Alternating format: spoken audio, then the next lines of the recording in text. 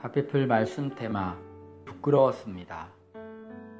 제가 군목으로 부임한 부대의 지휘관인 연대장님이 교회 집사였습니다.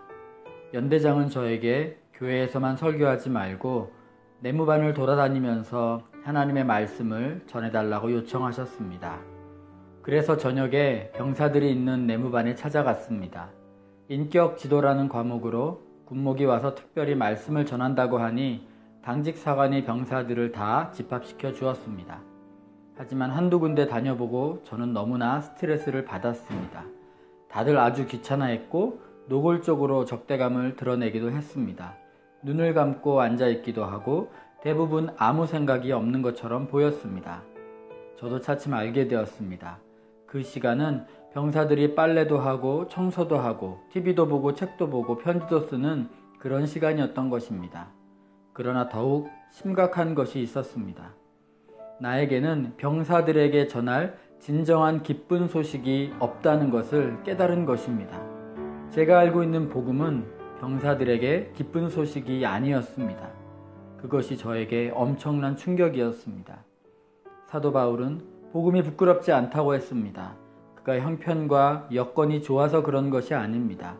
그의 형편은 제가 겪은 것보다 훨씬 더 어려웠습니다. 로마는 당시 전 세계의 정치, 경제, 문화, 군사의 중심지였습니다. 로마 제국에서는 당대 최고의 영화와 권력을 가진 황제가 신으로 숭배를 받았습니다. 그에 비하면 십자가에서 죽은 예수의 복음은 너무나 초라했습니다. 로마 교회는 완전히 무시당하고 나중에는 엄청난 핍박을 받은 교회였습니다. 예수 믿는 사람들은 지하 무덤에서 숨어서 살아야 했습니다. 모두 빼앗기고 아무 저항도 없이 비참하게 죽어가고 십자가에 못 박히고 경기장에서 짐승의 먹이가 되었습니다. 그런데 어느 누가 예수를 믿고 싶어 했겠습니까? 예수를 믿는 것은 부끄러운 일이었고 복음은 조롱을 받았습니다. 그런 로마 교회 교인들에게 사도 바울은 복음을 부끄러워하지 않는다고 했습니다.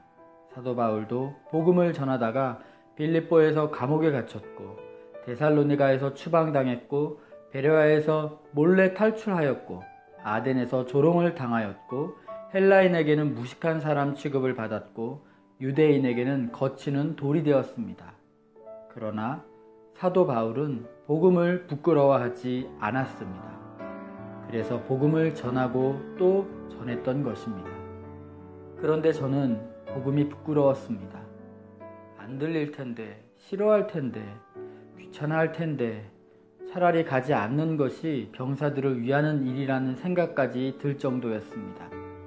그것은 결국 군인 형제들의 문제가 아니라 바로 저의 문제였습니다. 당시 저는 목사였지만 복음을 교리로만 알았지 진정한 복음을 몰랐던 것입니다. 군목으로서 저는 엄청난 좌절에 빠졌고 결국 하나님 앞에 무릎을 꿇었습니다. 하나님, 저는 병사들 앞에서 말씀을 전할 자신이 없습니다. 제가 복음을 잘 모르는 것 같습니다. 그런데 기도 중에 하나님께서 저에게 이들이 군에 오지 않았다면 평생 한 번도 복음을 제대로 들을 기회가 없을 형제들이 많다는 것을 알게 해주셨습니다. 그들이 듣기 싫어해도 복음을 전할 이유가 분명해졌습니다. 저는 복음이 정말 기쁜 소식인지 불신자의 입장에서 복음을 다시 보기 시작했습니다. 그때 하나님께서 저에게 하나하나 깨우쳐 주셨고 그렇게 깨달아지고 누려지는 복음을 저녁에 병사들에게 전하였습니다. 그런데 처음에 반응이 없다가도 말씀이 끝날 때쯤에는 모두 저를 주목하였고 기도해 드리겠다고 말할 때 모두 간절히 기도하였습니다.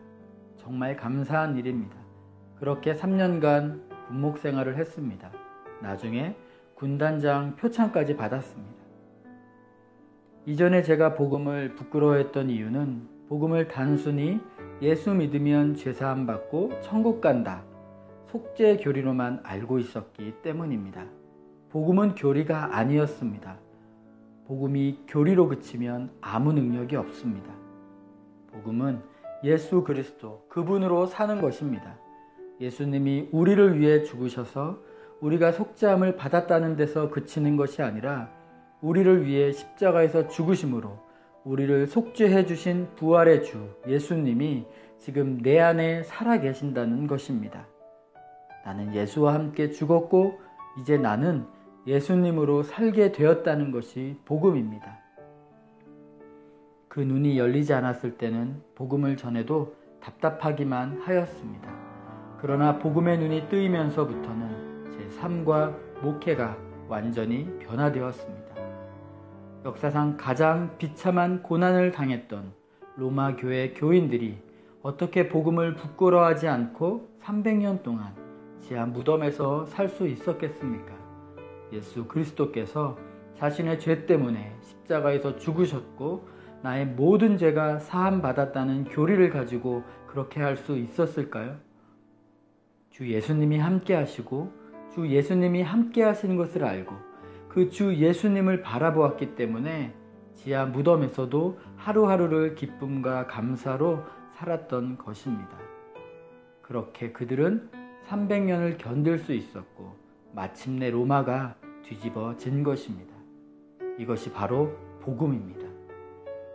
그동안 복음을 교리로는 알았지만 그 복음의 감격을 몰라 복음을 전하기에 부담스러웠던 분이 있다면 저랑 친구합시다.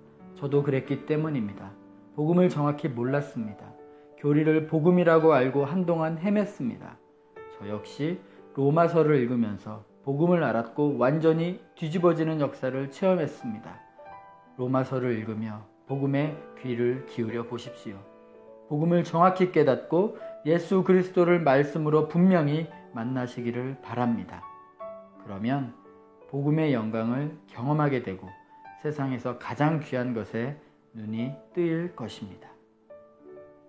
가피풀 말씀 테마 부끄러웠습니다.